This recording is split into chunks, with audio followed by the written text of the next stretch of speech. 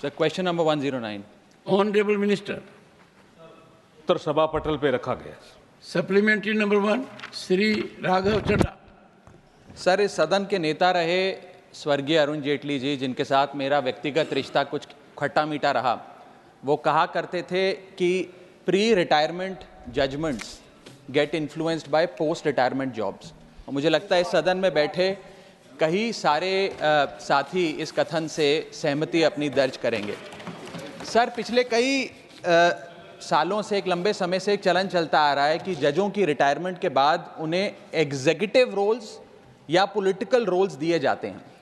कुछ लोग हमारे सदन में गवर्नर, राज्यसभा सदस्य बनकर आ जाते हैं, कुछ लोग रिटायरमेंट के बाद कई सूबों के गवर्नर लग जाते हैं। इससे कई प्रकार के सवाल जनता के मन में आते हैं। कॉन्फ्लिक्ट ऑफ इंटरेस्ट का सवाल आता है, एग्जीक्यूटिव इंटरफेरेंस इन जुडिशियल प्रोसेस का सवाल आता है, इंडिपेंडेंस ऑफ जुडिशरी का सवाल आता है।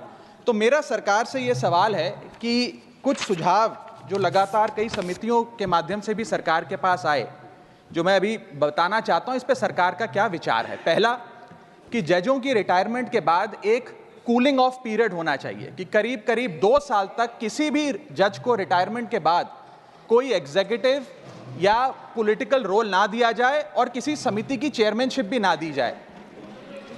उस सुझाव पे सरकार का क्या कहना है। मेरा दूसरा सुझाव। Once again, well, to satisfy my very dear friend Jairam Ramesh, in the United States, they brought a serious issue, conflict of interest of advocates. And they wanted to keep lawyers away from Congress and Senate. It was severely debated. Ultimately, it was found that if conflict of interest issue has to dominate, then House will be empty. Because someone will always have conflict of interest. Honorable member,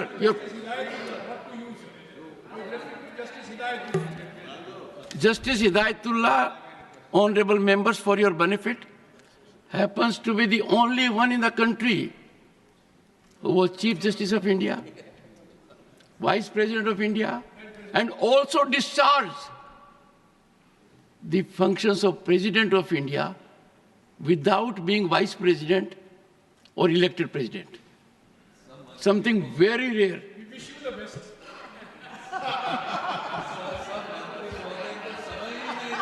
Raghav ji, आप अपना प्रश्न पूछिए। मैं शुरू से शुरू करूं sir? Sir, मैं समाप्त कर रहा हूं सर। और आपने एक बात कही मुझे अजीब लगी।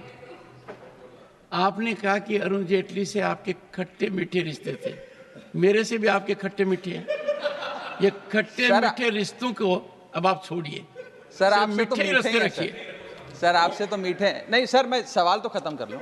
आपसे तो बहुत मीठे रिश्ते हैं सर।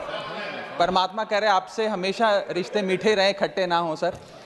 सर, मेरा सवाल जो था वो ये था कि सरकार जो 3 सुझाव लगातार तमाम समितियों के माध्यम से सरकार के विचाराधीन आए हैं, उस पर सरकार का क्या कहना है। पहला, कि जजों की रिटायरमेंट के बाद उन्हें 2 साल का कूलिंग ऑफ पीरियड देना चाहिए, यानी कि रिटायरमेंट के 2 साल तक उन्हें किसी एग्जीक्यूटिव या पॉलिटिकल रोल में उनकी नियुक्ति नहीं होनी चाहिए। दूसरा सुझाव, उनकी पेंशन को इतना बढ़ा दिया जाए कि आर्थिक निर्भरता किसी भी पोस्ट रिटायरमेंट जॉब्स की जजेस पे ना हो, ना उनके मन में कुछ इच्छा हो कि हम रिटायरमेंट के बाद सरकार से कोई पोजीशन ले लें।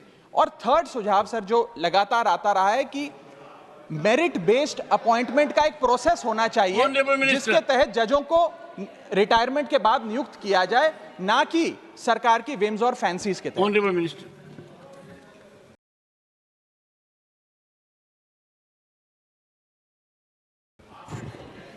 चेयरमैन सर, माननीय सदस्य ने जो सवाल पूछा है उसमें इन्होंने पॉलिटिकल एंगल देने का प्रयास किया है। सुप्रीम कोर्ट व हाई कोर्ट के जजों की नियुक्ति संविधान के आर्टिकल 124, 217, 224 तथा सुप्रीम कोर्ट के 1993 सेकंड जज केस और 1998 थर्ड जज केस के आधार पर बनाए गए मेमोरेंडम ऑफ प्रोसीजर के अनुसार की जाती है। ये इनको भी पता है। वर्तमान में हाई कोर्ट के जजों की रिटायरमेंट एज 62 ईयर्स है, सुप्रीम कोर्ट के जजों की रिटायरमेंट एज 65 है और जो डिस्ट्रिक्ट कोर्ट हैं उनके रिटायरमेंट की एज 60 है।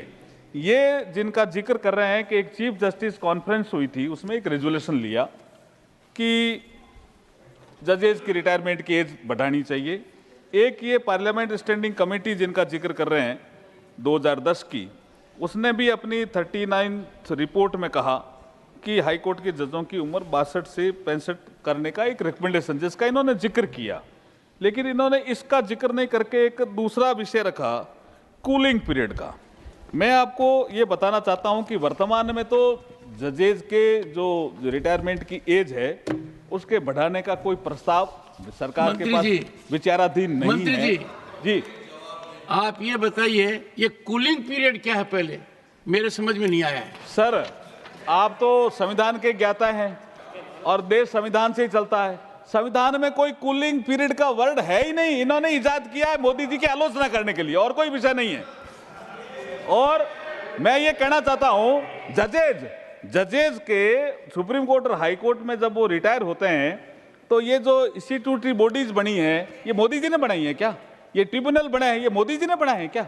ये देश में पहले से ही है।